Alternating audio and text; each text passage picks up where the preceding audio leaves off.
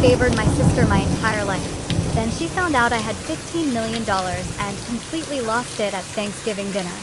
Dad was left speechless. Imagine spending your entire life invisible, living in the shadow of a favored sibling, only for your carefully guarded, multi-million-dollar success to spectacularly explode over a holiday dinner. I'd spent 32 years as the practical one, the overlooked daughter, while my sister basked in endless praise.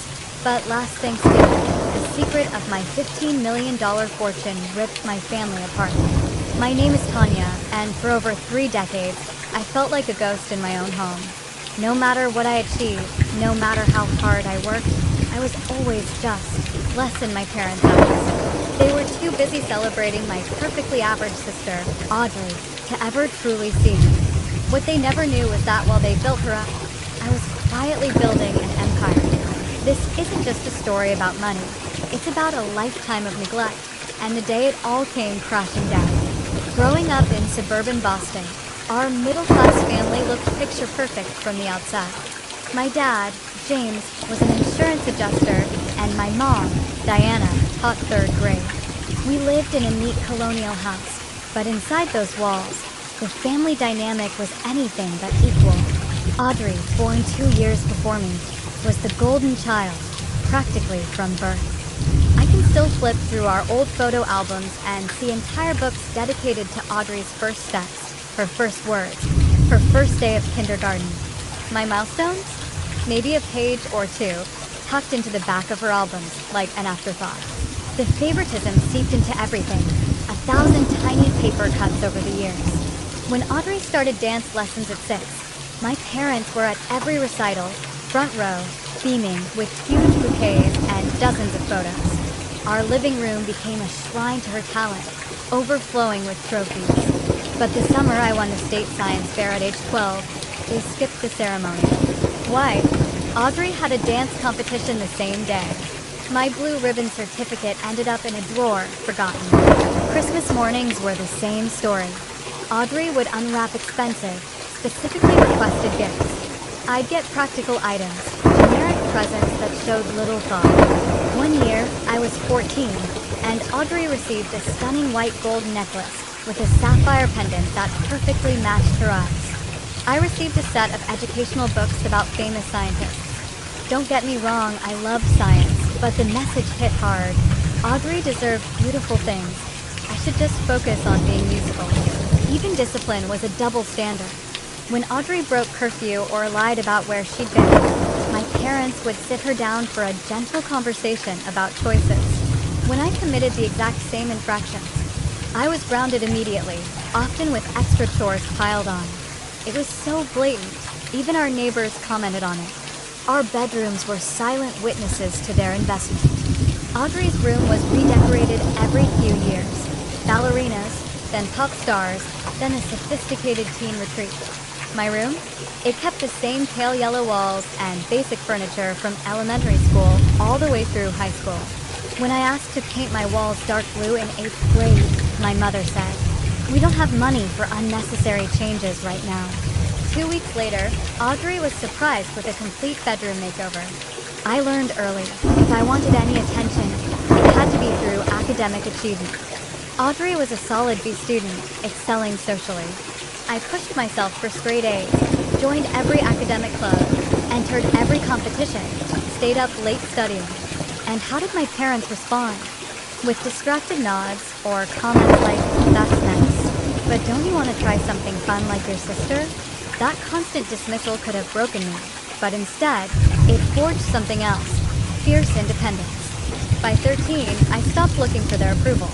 I became self-sufficient, teaching myself to cook, managing my own schedule, finding my own rides to academic competitions. I watched Audrey, meanwhile, rely on our parents for everything from laundry to homework help well into her high school years. The one person who truly saw me, who believed in me, was my grandmother, Elizabeth, my dad's mother.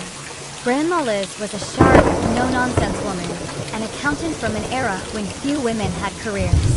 During my weekly visits, she'd ask detailed questions about my academic interests and genuinely listen. When I was 15, she started teaching me about money. One afternoon, while baking cookies, she asked if I knew about compound interest. When I shook my head, she pulled out a pad and showed me how money could grow over time. That day changed my life. For the next 3 years, she taught me everything she knew about investing, saving, and building wealth. Lessons my parents never bothered to share with either of us. Your sister may be getting all the attention now, Grandma Liz told me once, her eyes twinkling, but you're the one with the mind for success. Remember, true wealth isn't flashy. The richest people in the room are rarely the ones showing it off. My high school graduation should have been a day of triumph. I was valedictorian, earned a full scholarship to State University, and got accepted into their prestigious business program. As I gave my speech, I saw my father filming, but I later discovered the video was mostly of Audrey's reactions to various moments, not of me speaking. At my graduation party, my parents spent most of the time boasting to relatives about Audrey's acceptance to an expensive private college, despite her mediocre grades. My accomplishments? A brief aside, oh, it was nice Tanya got that scholarship. She was always so practical. That night, I made a silent promise. Someday, I would build a life so successful, it would be impossible to ignore. But a quiet voice in my head wondered if, by then, I'd even want their recognition anymore. While Audrey headed off to Westfield University, a private college costing over $40,000 a year, I enrolled at State University on my full academic scholarship. The contrast was stark. My parents helped Audrey furnish her dorm with everything new: coordinated bedding, a mini fridge, the latest laptop. They drove 6 hours to move her in, staying the whole weekend. For my college move, my father dropped me off with 2 suitcases and a box of secondhand supplies, saying, "Well, you've always been independent. I'm sure you'll figure it out. Call if you absolutely need anything." He was back in the car within 20 minutes, rushing home to prepare a care package for Audrey, who'd been at college for barely 2 weeks and was already homesick. When I called home that first semester, my parents always seemed distracted, eager to tell me about Audrey's social life. When I mentioned my 4.0 GPA after midterms, my mother said, "That's nice, honey. Did I tell you Audrey got invited to join the best sorority on campus?" Financial disparities grew even clearer. My parents contributed nothing to my education, reminding me I had a scholarship whenever money came up. Meanwhile, they paid Audrey's full tuition and gave her a monthly allowance for spending money. I worked 3 jobs: morning shifts at the campus coffee shop, weekend hours at the library, tutoring students in economics and finance, just to cover my living expenses. Despite the packed schedule, I maintained perfect grades and started to truly stand out in my business classes. During my sophomore year, Professor Lambert, who taught financial analysis, asked me to stay after class. "Miss Warren," he said, leaning against his desk, "I've been teaching for 25 years, and I rarely see the kind of aptitude for financial markets that you possess. Have you considered where you want to take this talent?" That conversation was a turning point. Professor Lambert became the mentor I'd always needed, introducing me to industry contacts and recommending me for competitive internships. The summer after my junior year, I landed a position at Maxwell Investments, working directly under their chief strategy officer. While Audrey spent that summer backpacking through Europe on my parents' dime, I worked 60-hour weeks, absorbing everything I could about investment strategies and market analysis. Then, during my senior year, Grandma Liz passed away unexpectedly from a stroke. Her death devastated me in a way my parents couldn't understand. To them, she was family. To me, I had lost my champion, my mentor, the only person who had ever truly believed in my potential. A month after the funeral, I received a letter from Grandma Liz's attorney. She had left me $50,000, her entire life savings. My parents were shocked. They'd expected her modest estate to be divided equally. "You should consider sharing that with your sister," my father suggested over dinner. "Audrey is thinking about graduate school, and that money could really help her." I looked at him incredulously. Did Grandma Liz leave this money to Audrey? No, but families should support each other, my mother chimed in. "Your sister has expensive dreams, and you've always managed just fine on your own." For the first time in my life, I flatly refused them. "This is my inheritance from the one person who supported my goals," I said, my voice firm. "I'm using it exactly as she would have wanted me to." I invested every penny of that inheritance, using the principles Grandma Liz had taught me. It became the seed money for what would eventually grow into my fortune. After graduation, I accepted a position at Blackstone Financial in their emerging markets division. My starting salary was modest by New York standards, but the opportunity for growth was substantial. I lived in a tiny studio apartment with 3 roommates, spent nothing on luxuries, and invested 50% of every paycheck. In those early career years, I developed a reputation for spotting investment opportunities others missed. While my colleagues focused on traditional markets, I researched emerging technologies and sustainable energy companies before they became trendy investment sectors. By 26, I had saved enough to take a calculated risk. I left Blackstone and started my own investment firm, TWW Strategic Partners. The name was intentionally neutral, not broadcasting that a young woman was at the helm. I focused on a specific niche, identifying undervalued companies with innovative technologies and strong female leadership. My first major breakthrough came when I invested heavily in a woman-led biotech startup that developed a revolutionary diagnostic tool. When the company was acquired the following year, my initial investment multiplied tenfold. By 27, my net worth had crossed the $1 million threshold, though no one in my family had any idea. I moved to a comfortable, but not flashy, apartment in New York and limited contact with my family to holiday visits and occasional phone calls. During these interactions, my parents continued their lifelong pattern. Audrey, who bounced between marketing jobs and was making a perfectly average salary, was praised endlessly for her creativity and social connections. My career was barely acknowledged. When it was, my mother would say things like, "It's nice you found stable work, though it sounds awfully boring." At family gatherings, relatives asked Audrey detailed questions about her life. I received generic inquiries about dating. When I mentioned my company was doing well, the conversation quickly shifted back to Audrey, who was excited about planning a trip to Bali that our parents were partially funding, despite her being 30 years old at the time. I stopped trying to share my successes. Instead, I created a fictional version of my life for family consumption. I worked at a regular finance job with regular hours and made a regular salary. It was easier than explaining the truth and watching their eyes glaze over, or worse, having them suddenly develop an interest in my life only because of money. Over the next 5 years, TWW Strategic Partners grew from a one-woman operation to a boutique investment firm with 15 employees and over $200 million under management. My investment strategy combined careful analysis with calculated risk-taking. I developed an algorithm that identified companies with strong fundamentals, but temporarily depressed stock prices due to market overreactions. One of my biggest successes came from investing heavily in renewable energy storage companies just before major policy shifts made the sector explode. Another windfall resulted from identifying a pattern in consumer technology adoption that led me to invest in 3 obscure companies that were subsequently acquired by tech giants. By 30, my personal net worth had reached $5 million. By 32, that number had tripled to $15 million, placing me firmly in the top 1% of Americans my age. I owned a stunning apartment in Manhattan with floor-to-ceiling windows overlooking Central Park, vacationed in exclusive resorts, and could afford anything I wanted. Not that I spent lavishly. My grandmother's lessons about quiet wealth had stuck with me. Yet, to my family, I remained just Tanya, who worked in finance.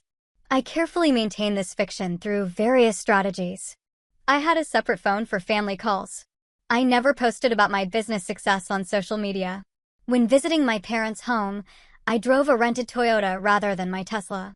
I wore simple clothing without designer labels, pulling my hair back in a ponytail and wearing minimal makeup to reinforce the image of someone focused on work rather than success. I had multiple reasons for this elaborate deception. First, I feared that if my parents knew about my wealth, they would immediately ask for money, not for themselves, but for Audrey. Throughout our adult lives, They had continually supported her financially, from helping with apartment deposits to bailing her out of credit card debt. Second, and perhaps more importantly, I didn't want to be suddenly valued only for my money after being overlooked my entire life. What would it say about our relationship if financial success was what finally earned me the attention and approval I'd been denied? The thought made me sick. Finally, years of emotional neglect had made me fiercely protective of my achievements. My success was mine alone, built without their support or encouragement. Some deep, wounded part of me simply didn't want to share it with the people who had never believed in me. In New York, I lived an entirely different life. I sat on the boards of tech startups, was featured in business publications, and attended exclusive industry events. I owned designer clothing and fine jewelry that I never wore around my family. I dated successful men who understood ambition and drive. My two lives never intersected, and I became adept at switching between them. Last Christmas offered a perfect example of this performance. I flew home for 3 days, bringing modestly priced gifts and wearing simple jeans and sweaters. Throughout dinner, my parents gushed about Audrey's recent promotion to senior marketing manager at a local company, a position that likely paid less than what I spent annually on business travel. "Isn't it wonderful?" my mother said, squeezing Audrey's hand. "And they gave her a $5,000 bonus." I nodded and smiled, not mentioning that I donated 50 times that amount to a girls' coding initiative the previous week. When my father asked about my work, I gave a deliberately vague answer about projects going well, which prompted him to say, "Well, as long as you're stable, that's what matters." Not everyone needs to climb the corporate ladder. I had become so accustomed to this dynamic that it rarely bothered me anymore, or so I told myself. But that changed when I met Michael. He was a successful architect with his own firm, and Michael saw through my carefully constructed walls from our first date.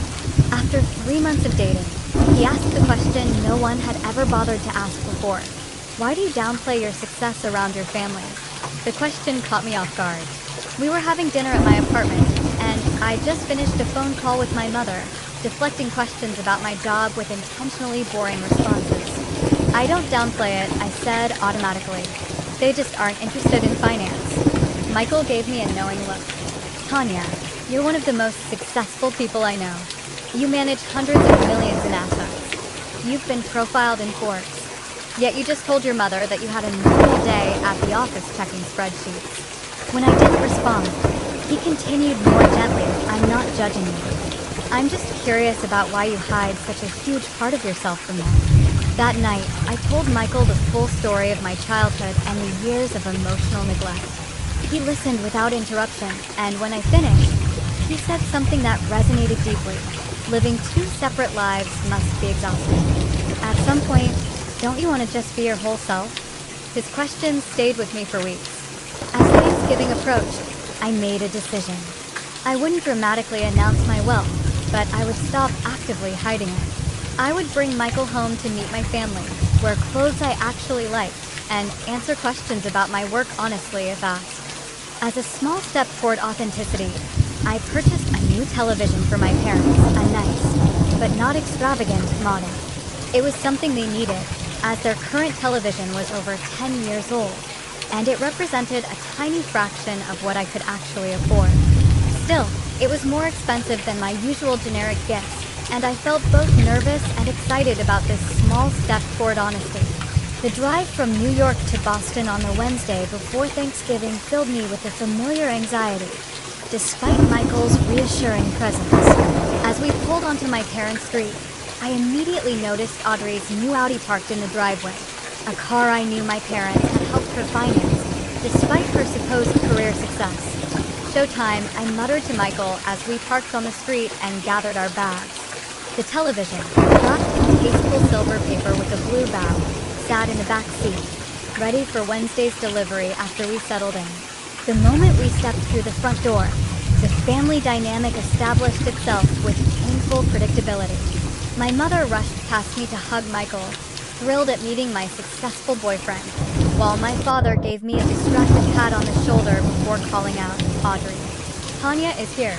Audrey swept into the room like she was making an entrance on stage. At 34, My sister still carried herself with the confident air of someone who had been told her whole life that she was special. Her dark blonde hair was freshly highlighted, her makeup flawless. "Tanya," she exclaimed, giving me a quick hug that barely made contact. Then she turned immediately to Michael, assessing him with obvious approval. "So, you're the famous Michael. Mom says you're an architect." While Michael handled the introductions with grace, I glanced around the living room. New photos of Audrey and her husband, Brad, dominated the mantle, including several from their vacation to Hawaii that our parents had contributed to as an anniversary gift. I spotted exactly one photo of me, a 5-year-old graduation picture tucked on a side table. Dinner that evening was a masterclass in subtle favoritism. My mother had prepared all of Audrey's favorite foods, including the labor-intensive Swedish meatballs she loved. When I offered to help in the kitchen, my mother said, "No need, honey." Audrey already set the table so beautifully. The dinner conversation revolved entirely around Audrey's recent promotion. She waved her hands dramatically as she described her new office with a window view and her team of 2 junior marketers who reported to her. "It's just such a validation, you know," she said, sipping her wine. "All those years of networking and relationship building are finally paying off." They specifically told me my people skills were why I got the position. My parents nodded enthusiastically throughout her story. When Brad mentioned that the promotion came with only a modest raise, my father immediately said, "Well, you know, we can help out if you need to upgrade some things for your new position. First impressions matter in business." No one asked about my work until dessert, when my mother turned to me and said, "And how's your job going?" "Tanya's still doing the spreadsheet thing." Before I could answer, Audrey jumped in. "She wouldn't know what to do with the promotion anyway," she laughed. "Remember how she always hated being the center of attention? She's happier behind a desk." Later that evening, I discovered that Michael and I had been assigned to the small guest room with the lumpy pull-out sofa, while Audrey and Brad got the master guest suite with the queen bed and attached bathroom. When I mentioned this to my mother, she seemed genuinely confused by my objection. "Audrey and Brad are used to a certain standard of living," she explained. "And you know your sister has back problems. Besides, you've always been less fussy about accommodations." That night, as Michael and I tried to get comfortable on the ancient sofa bed, he whispered, "Are they always like this?" "Actually, they're on better behavior because you're here," I replied, only half joking. The next morning, Thanksgiving Day, I overheard a conversation that confirmed nothing had changed despite my adult success. I was coming down the hallway when I heard my name mentioned in the kitchen. I paused, just out of sight. "I just don't understand why Tanya hasn't progressed more in her career," my mother was saying. "She was always so good at math and those analytical things." "Some people just don't have ambition," my father replied. "She's always been content with less, not like Audrey, always striving for more." I heard Audrey sigh dramatically. "I feel bad for her sometimes. And now she's brought this really successful guy home." I Googled him. You know, his architecture firm does huge projects. I give it 6 months before he realizes she's not at his level.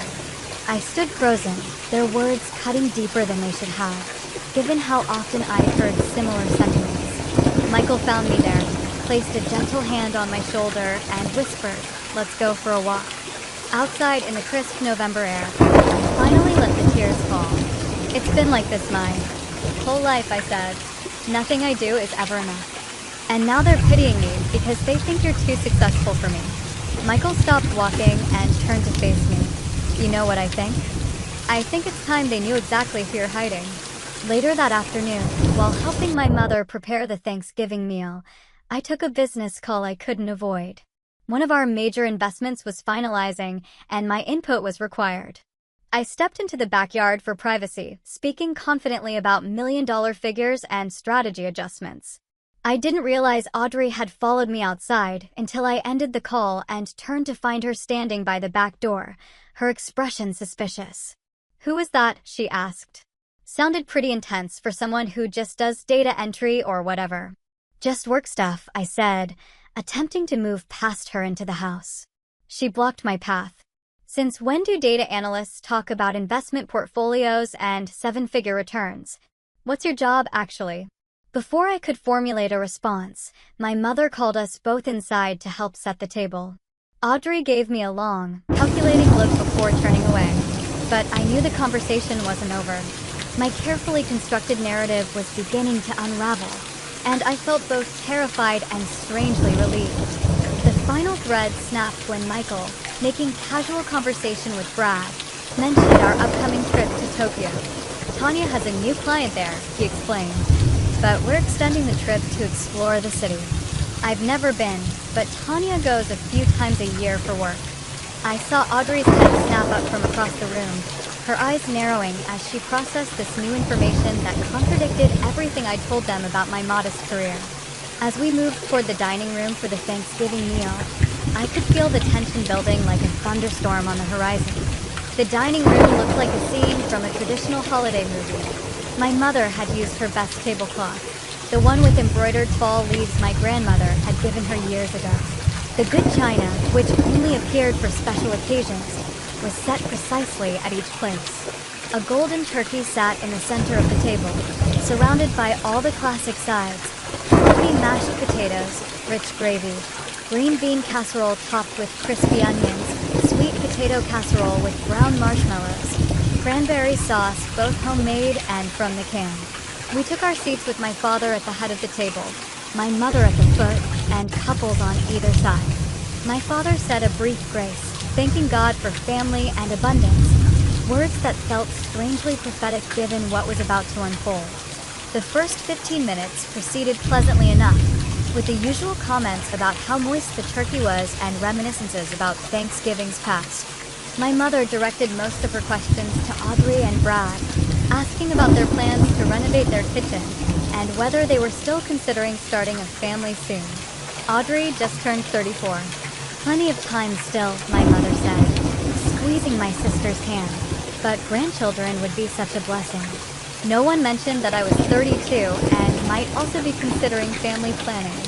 Michael caught my eye across the cranberry sauce and gave me an encouraging smile. As the initial hunger was satisfied and plates were being refilled, my father turned to Michael with genuine interest. So, tell us more about this architecture firm of yours. Your website looks impressive. What kind of projects do you typically handle? While Michael described a recent museum renovation his firm had completed, I slipped away to retrieve the wrapped television from the car. Returning to the dining room, I placed the large package against the wall and rejoined the table. "What's that?" my mother asked, noticing the gift. "Just a little something for you and Dad," I said, trying to sound casual. "An early Christmas present, but I thought you might enjoy it for the holiday football games." When dinner wound down, I brought the package to my parents. They looked surprised, as my gifts were typically small and practical, books or kitchen gadgets under $50. My father tore away the wrapping paper to reveal a 55-inch smart television. Not the most expensive model, but certainly a significant upgrade from their ancient set. His eyebrows shot up as he read the specifications on the box. "Tanya, this is too much," my mother said, looking confused. "This must have cost a fortune." "It was on sale," I lied instinctively, then caught myself. "Actually, it wasn't. I wanted to get you something nice." "How can you afford something like this?" my father asked, his tone somewhere between concerned and suspicious. "These are over $1,000. "I do all right at work," I said carefully. Audrey, who had been examining the box with narrowed eyes, pulled out her phone. The model number was visible on the package, and I realized with a sinking feeling what she was doing. $1,500, she announced after a quick search. "Tanya, that's more than a month's rent for some people. Since when can you afford gifts like this on a mid-level analyst salary?" I felt Michael's hand on my knee under the table, a silent show of support.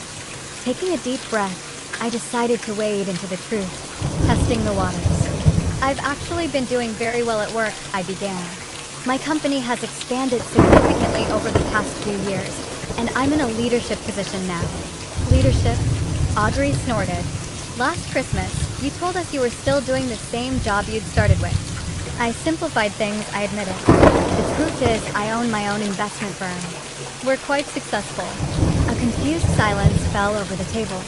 My father stared at me as if I'd started speaking a foreign language. My mother looked to Audrey as if seeking her interpretation of this information. What are you talking about? Audrey demanded.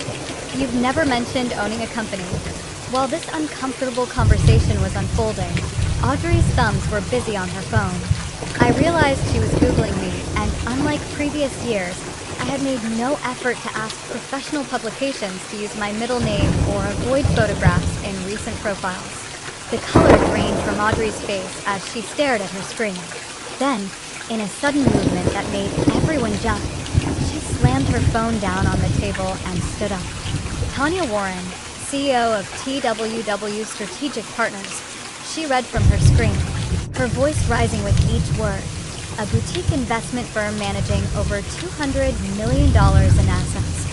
Featured in Forbes 30 Under 30 Finance Edition, named one of New York's most influential women in business last year. She looked up from her phone, her face contorted with disbelief and growing rage. All these years you've been, what? Secretly rich while we've been struggling to make mortgage payments, and I had to beg Mom and Dad for help with our car loan. I remained calm, though my heart was pounding. It's not a secret, exactly. It's just not something I discuss with family. Not something you discuss? Audrey was nearly screaming now. You let us think you were some ordinary office worker, while you're apparently worth. She glanced back at her phone and her eyes widened further. Oh my God, $15 million. The dining room went completely silent. My father sat frozen, his fork suspended halfway to his mouth, completely speechless. My mother made a small choking sound and reached for her water glass with a trembling hand. $15 million. Audrey repeated, her voice now a dangerous whisper. All these years, Mom and Dad have been helping me while you sat on a fortune. How selfish can you possibly be? The unfairness of this accusation finally broke through my composed exterior. Selfish, I responded, my voice level but intense. I've been selfish? Yes, selfish. Audrey was in full meltdown now, pacing beside the table. Do you know what we could have done with that money? Brad and I have wanted to buy a house for years. Mom and Dad had to dip into their retirement to help us with basic expenses, and you're just hoarding millions. My parents were still shell-shocked, unable to intervene as their golden child continued her tirade. How much exactly do you have? Audrey demanded. Is it really $15 million? And you've never once offered to help your family? What kind of person does that make you? Michael started to speak, but I placed my hand on his arm. This was my battle. What kind of person does that make me? I repeated, rising slowly to my feet. Let me tell you exactly what kind of person I am, Audrey.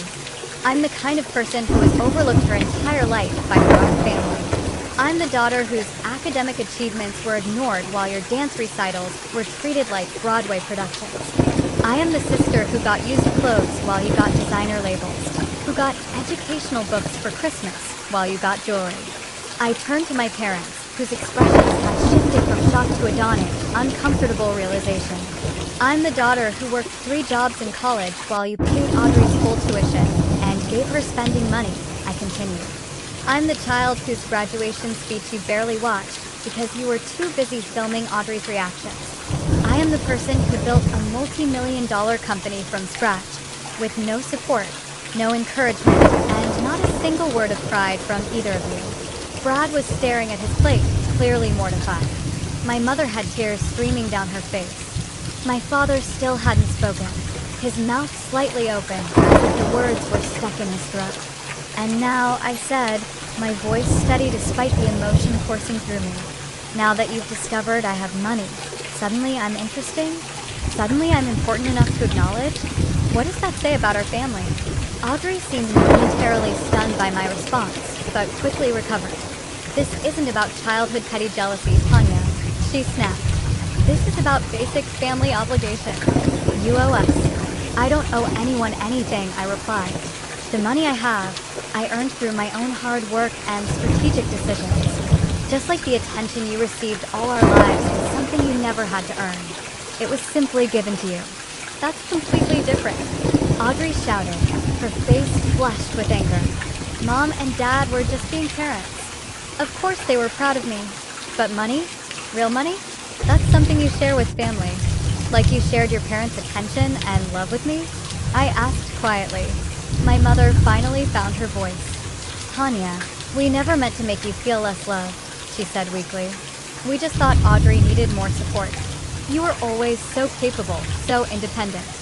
I was independent because I had to be. I replied.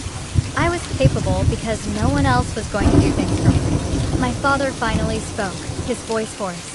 $15 million, he whispered. How is that even possible? I made smart investments, I said simply. Starting with Grandma's $50,000 that you wanted me to give to Audrey for grad school. Audrey wasn't finished. So, what happens now? She demanded. Are you going to help your family or continue being selfish? Brad and I could use a down payment for a house. Mom and Dad should be able to retire comfortably. That's what family does for each other. Michael, who had remained respectfully silent throughout most of the confrontation, finally spoke up. From what I've observed today, Tanya has been giving to this family her entire life, just not financially. Perhaps it's time someone gave something back to her, like basic respect. Nobody asked you. Audrey snapped at him. I think we're done here, I said, placing my napkin on the table.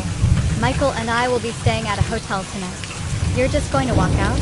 Audrey was incredulous. After dropping this bomb on us? Typical Tanya, always thinking about herself. As I gathered my coat, I turned for one last look at my family. My father still seemed incapable of forming complete sentences. My mother was crying silently. Brad looked like he wanted to disappear under the table, and Audrey stood with her fists clenched. Years of entitlement crashing against the sudden realization that her overlooked sister had surpassed her in the most tangible way society measures success. Thanksgiving dinner was over. The turkey half-eaten, the pumpkin pie untouched. As Michael and I walked to the door, I'd heard Audrey call after me. This conversation isn't over, Tanya. You can't just hide your money from your family and pretend that's okay. But I was already stepping into the cool November air, feeling lighter than I had in years. The Marriott hotel room felt like a sanctuary after the explosive dinner. Michael ordered room service while I sat on the edge of the bed, alternating between bouts of relieved laughter and quiet disbelief. I can't believe that just happened, I said for perhaps the 10th time. Did you see my father's face? I have never, in 32 years, seen him speechless. Michael sat beside me, handing me a glass of wine from the room service tray. You were magnificent, he said, completely dignified, while your sister had a full-blown tantrum over money that isn't hers. The aftermath began almost immediately. My phone buzzed with text messages and calls, first from Audrey, then my mother, even Brad. I silenced it and placed it face down on the nightstand. You'll have to wait until tomorrow, I said. I'm emotionally exhausted. That night, curled against Michael's chest in the hotel bed, I experienced a strange mix of emotions. There was sorrow for the family relationship I had never truly had, anger at years of dismissal, but predominantly, an overwhelming sense of release. The secret I'd carried for so long was finally out. And while the revelation had been chaotic, there was freedom in no longer hiding. Morning brought a flood of notifications. Audrey had sent 17 text messages overnight, a roller coaster of emotions ranging from furious, how dare you walk out on us, to apologetic, I am sorry I yelled, but you have to understand how shocking this was, to entitled. We need to talk about how your money can help the family, and back to angry. Your silence is so immature and selfish. My mother had called 4 times and left tearful voicemails, asking me to please come back to the house so we could talk things through. Brad had sent a single, awkward text, apologizing for the dinner disaster and claiming he had no part in Audrey's expectations. My father had neither called nor texted. I was in the shower when a knock came at the hotel room door. Michael answered it to find my father standing in the hallway, still wearing yesterday's clothes, his face haggard from what appeared to be a sleepless night. I need to speak with my daughter, he said. I emerged from the bathroom wrapped in a hotel robe, my wet hair dripping onto my shoulders. Dad, I said, surprised to see him there. How did you find us? There are only 3 hotels in town, he replied. This was my second stop. The Hilton sends their regards. The attempted humor fell flat in the tense atmosphere. Michael excused himself to get coffee from the lobby, giving us privacy. My father sat heavily in the desk chair while I perched on the edge of the bed. For nearly a full minute, he said nothing, just stared at his hands. $15 million, he finally said, shaking his head. I still can't wrap my head around it.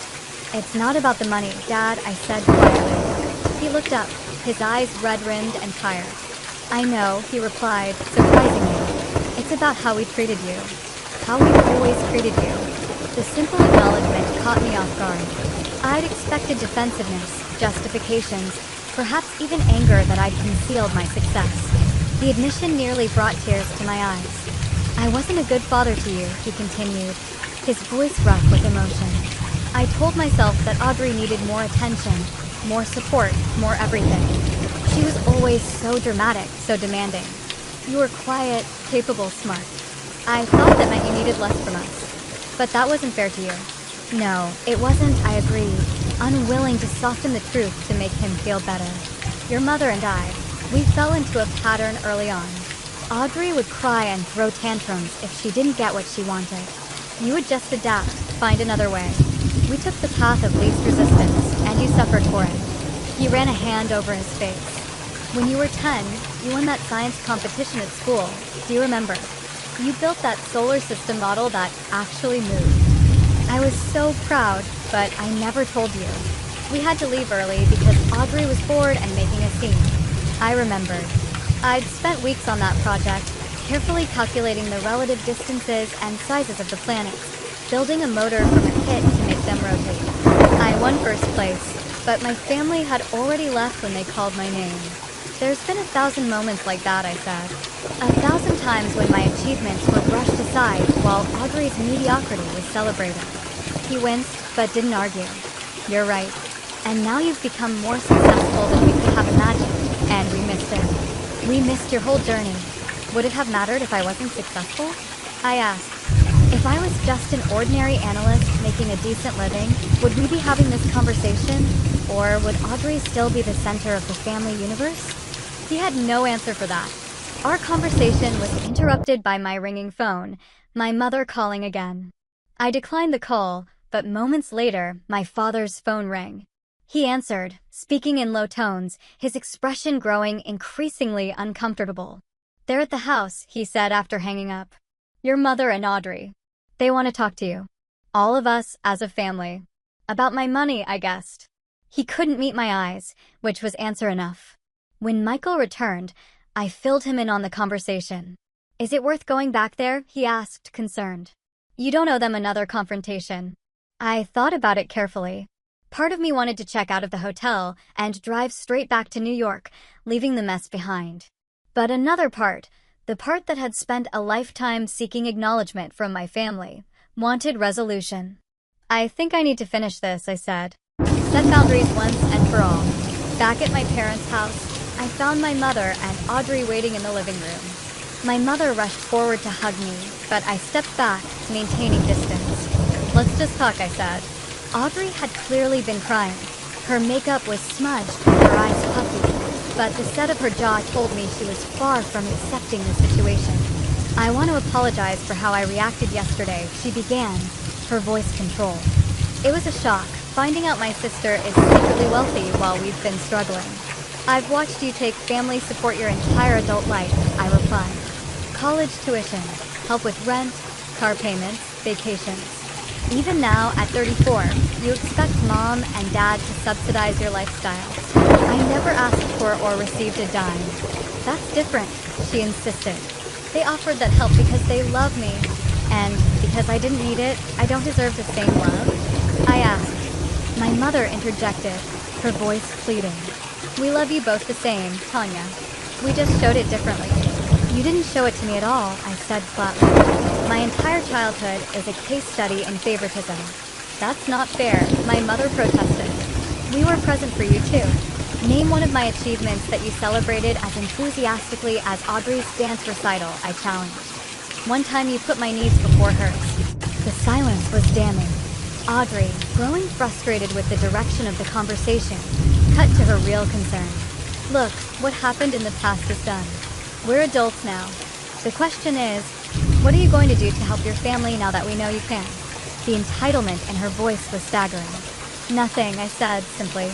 "Nothing?" she repeated, incredulous. "You have $15 million and you're doing nothing for your family? What have you ever done for me?" I asked. "Besides compete for attention, dismiss my accomplishments, and now demand access to my money?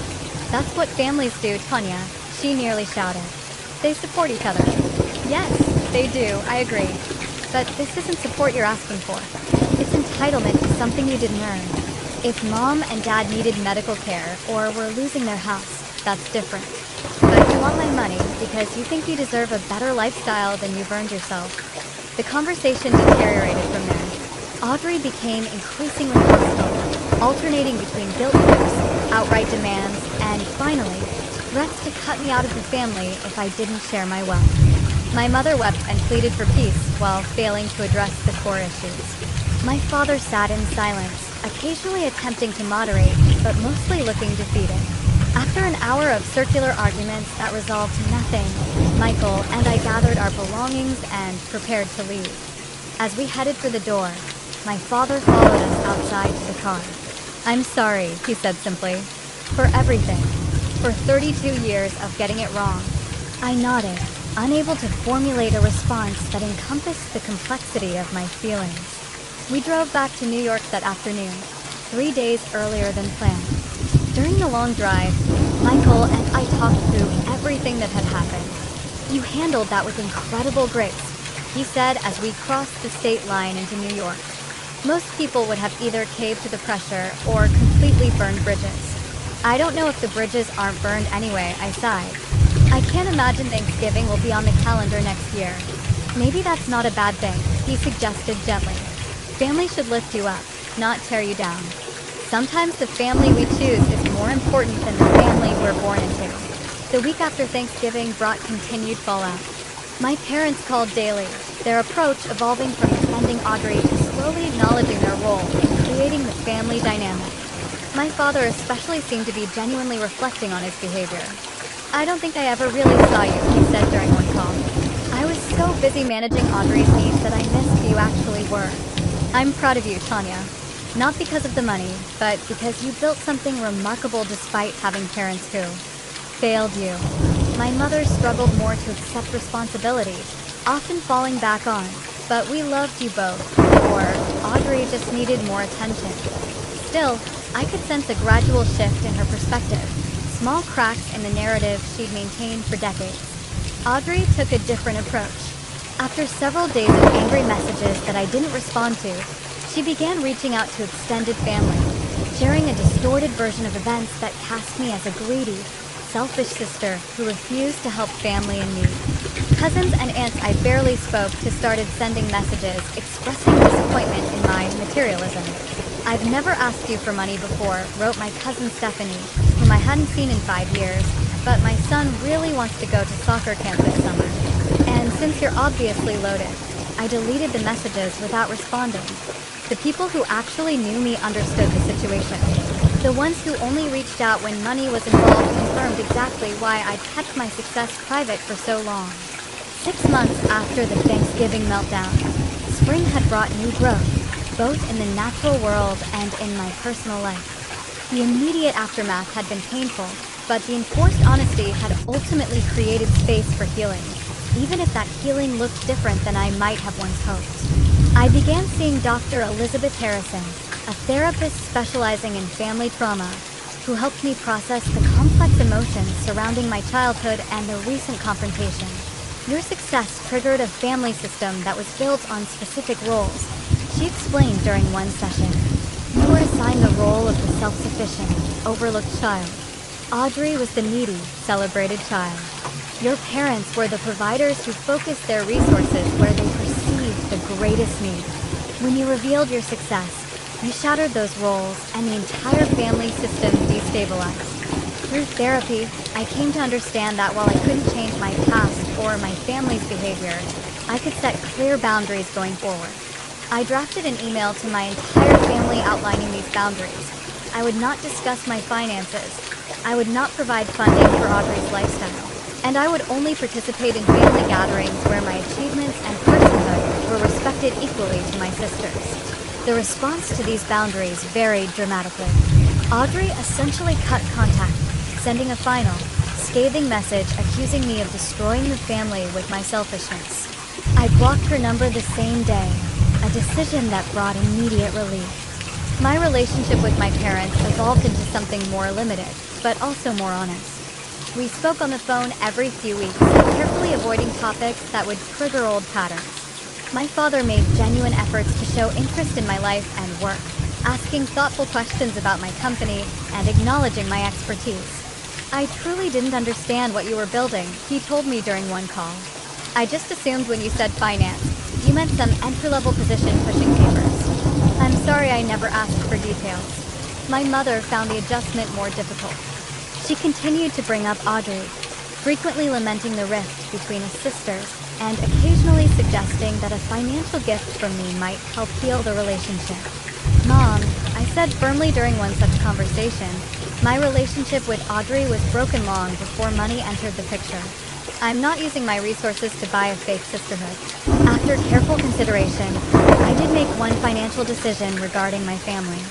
I established an educational trust fund for Audrey's children, my niece and nephew, that would cover their college expenses when they came of age. The trust was structured so that the money could only be used for education, with no possibility of Audrey accessing it for other purposes.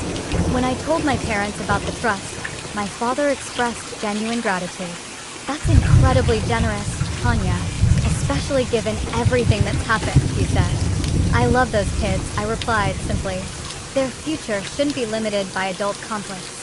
My relationship with Michael deepened throughout this period of family upheaval. He had seen me at my most vulnerable and most powerful, witnessing both the wounds of my childhood and the strength that developed in response to them. 6 months after Thanksgiving, he proposed during a weekend trip to the Berkshires, presenting a vintage emerald ring that couldn't have been more perfect if I'd designed it myself. "Do you think we'll have kids someday?" he asked as we lay in bed that night, my head on his chest, the new ring catching the moonlight streaming through the window. "I think so," I replied, surprised by how much I wanted that future with him. "But we'll do better than my parents did.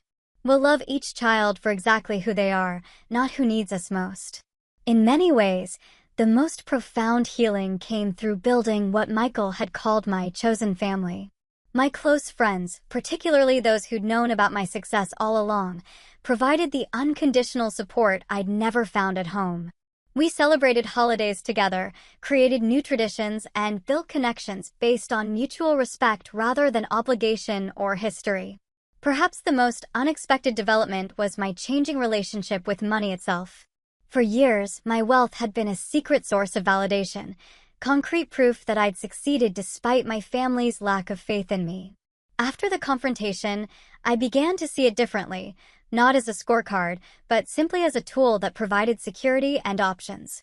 I increased my philanthropic giving, focusing particularly on organizations that supported young women in finance and technology. I mentored aspiring female entrepreneurs, sharing both knowledge and, in some cases, seed funding for promising ventures. The joy I found in helping others build their dreams far surpassed the hollow satisfaction of accumulating wealth in secret. By the time the next Thanksgiving approached, I had learned several profound lessons from the experience.